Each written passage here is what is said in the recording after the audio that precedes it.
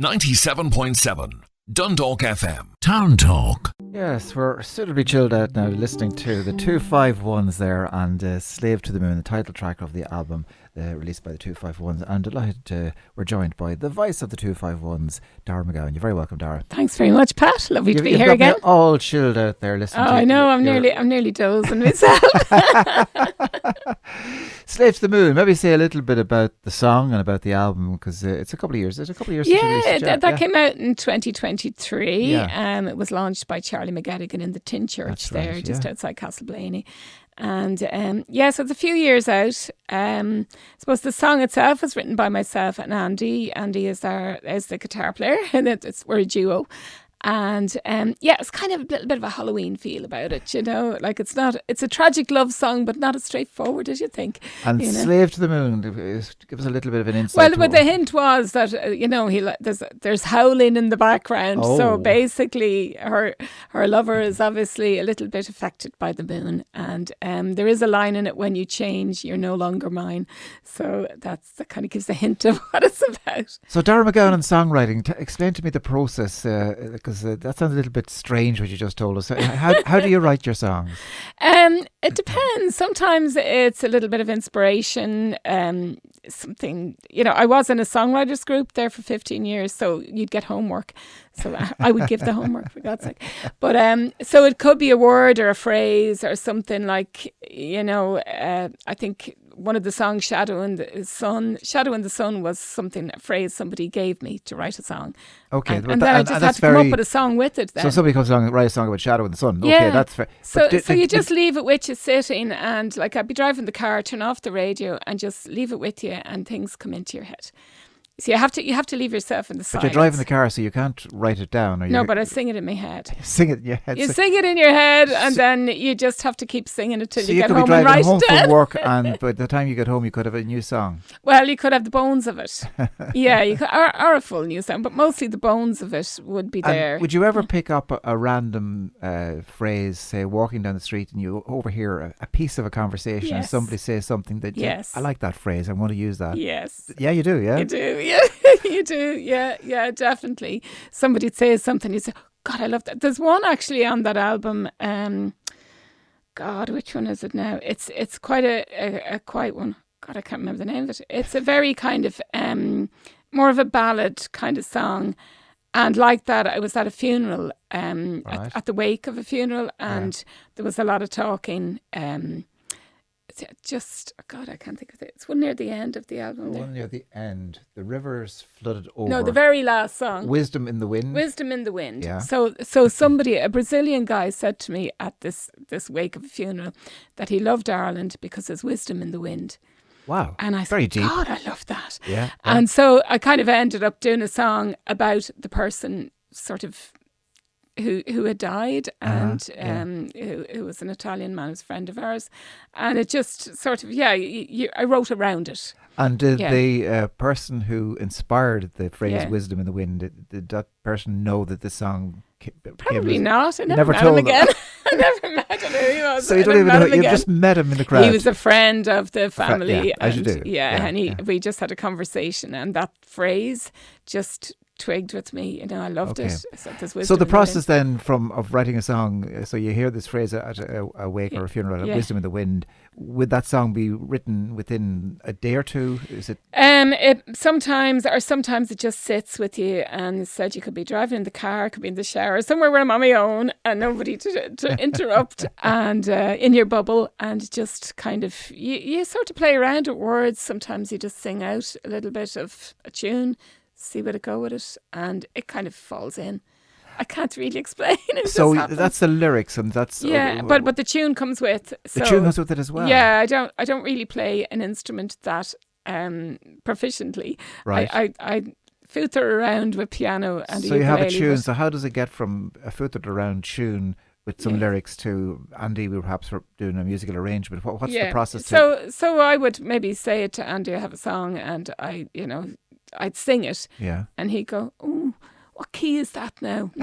Yeah, I know where we're going. And then he might come up with something, and he'd go again, and then we maybe get a little bit of an intro, and then you might kind of rearrange a little bit. You know, he might say, well, maybe I think you should put in that chorus in a second time, or that kind of thing. So it becomes then a project, you know, as opposed to just something that's going around in my head. So it's important that you have him there to, I suppose, bring process to the creativity. Yeah, it brings it out. Yeah, but like Slave to the Moon was different because I had a half a song, and then I got him in on it, so we wrote it together. Okay. Do you know what I mean? So the song that you mentioned earlier on, Shadow in the Sun. Give us the story of that, and then maybe we play a little bit of it, perhaps. Well, that one, like that, it was something that was just a line was given, but so I thought about a shadow in the sun. So it's basically about somebody, I suppose, who's lost love and is feeling very depressed, maybe, and just everybody's smiling and dancing and singing and having a great old crack,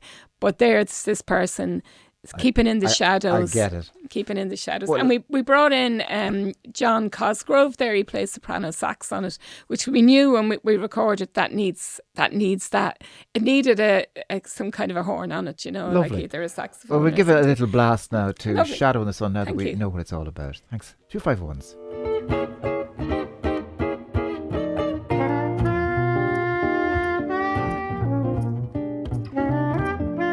Everybody's smiling when the sun is shining.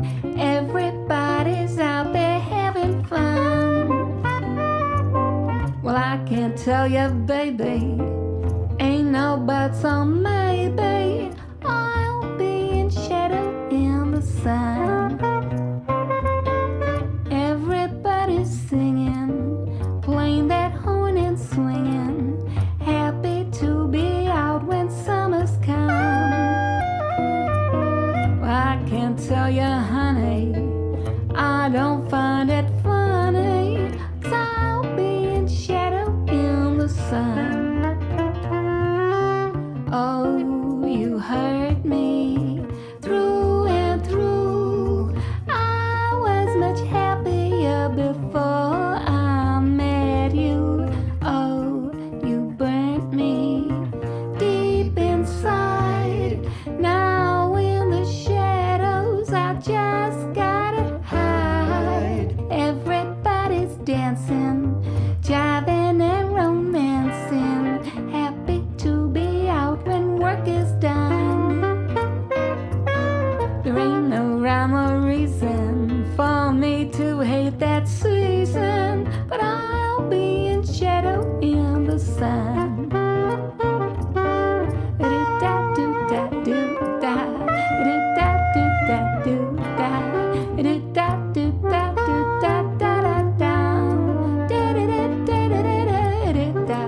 Yes, that's just a wee feel for Shadow in the Sun. And now that we know what it's about, the song has even more depth and meaning to it. Yeah, it sounds like a very joyful song, but it's actually somebody who is really down in the dumps. But I think that's clever in a way, because you should say at first hearing you think, oh, that's a very joyful little ditty, and the next thing you listen to the lyrics with what you told us. Yeah, I like that ironic kind of thing. There's a twist in there, and of course the musical arrangement and the horn and everything behind it all works really well together. So a great production. And the addition of the horn, how did that come about? Was that? So we had done I think it was just before COVID, or no, it was during COVID, I think it was. We did a charity thing up in Newry for a guy called Gerald Cosgrove, who does a lot of charity stuff for mental health, particularly for youth. And while we were up there playing, there was a man in the audience, and he was saying, you know, I do all them songs. Oh yeah, I sing all them. And we could see that he had saxophone with him, and he had this with him and that with him. And I said, join us. So he got up with his soprano sax, which is what he plays there on that track. And so then he was kind of in our heads then when we did the song. We kind of said, well, we asked Gerald, would his brother come? So it turns out now that that's John Cosgrove. John plays with us quite a bit now. And we just had a gig there, was it last week, in Coot Hill. Jeez, great crack. And we had the double bass and the saxophone, and then myself and Andy.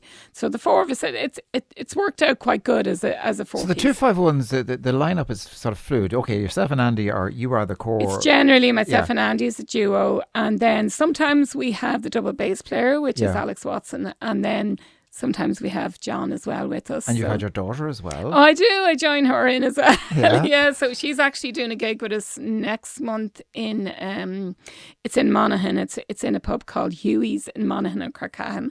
So we like weird and wonderful places. So we're doing it they have a bunker. So Huey's a weird and wonderful place. Oh, it is a weird and wonderful place and do pizzas and everything. So we're doing it in the bunker. Which we'll have a speakeasy night. That's one of our 1920s, 30s, 40s, whatever. So you'll have all the gear, etc. Oh, everybody be all dressed up, and we'll have the cabaret style, so it's going to be fun. We've done it here in the jail as well, and we've done it in the Tin Church, and we do it back at my house as well the odd time.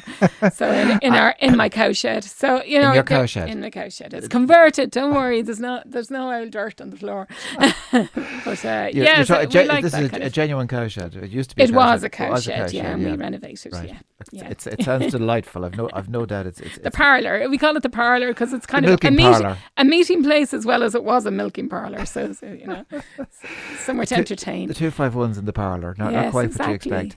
So 251s, you're still at it, as I say. You're still writing songs, I presume. Oh yeah, in your head in the car on the way. In my head in the car on the way home. Yeah, so have you got plans? What do you think you might be recording? Well, there's a big bank of songs in there, so we'll see what happens next. So it's a case of getting from the head to the recording studio. Yeah, exactly. Yeah, there is a bank of songs there, so we'll see what happens next with them. Yeah. There is a new release out though, just literally out today. Yeah, so the reason that came about is because in February we were invited to be special guests with a man called Tommy Keys, who had a very big show. He'd 16 on stage in the Sugar Club.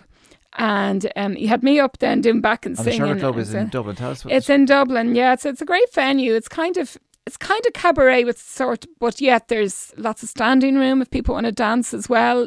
So there's it's a good venue. So, we were special guests. We were on first, and then I was on as backing singer for him and doing a couple of duets with him because I'm on 4 of his albums singing with him. So, so afterwards, it's just the gig that kept giving, So we got lovely photographs back, and then we got the whole track back, which was done from the desk, and it was great. So no glasses clinking. I think Andy was a bit dubious. He was thinking, is there all glasses clinking? And no, it's perfect. And somebody shouting, give me another pint up there. Exactly. No, it's actually coming from the desk. So we realised, well, this song was never put out, but we do play it all the time at gigs, Okay. So this again, this was inspired by an actual thing that happened. Somebody I won't say who, but somebody that I'd heard the story of them finding out about their other half was obviously having an affair, and they discovered the other phone. The stuff the 251 sing about. I swear to God. They discovered the phone and they discovered the other email, and it wasn't good. So this song just came about like that. It was a bit. I think this one is an older one. It came about when I was waiting on the kids in the car when they were in secondary. They're out of school ages, but it was one of those while I was sitting waiting. It just sort of started writing. So based on a true story, no names are mentioned, of course. No names mentioned, okay. and it's not myself or Andy. Gosh, that's enough. So Dara MacGabhann, 251s, what is the song called? It's called Take It All Away. Take It All Away. Well, we'll play out on this here. Dara, thanks very much for coming in. This is 251s and Take It All Away. 97.7 Dundalk FM. Town Talk.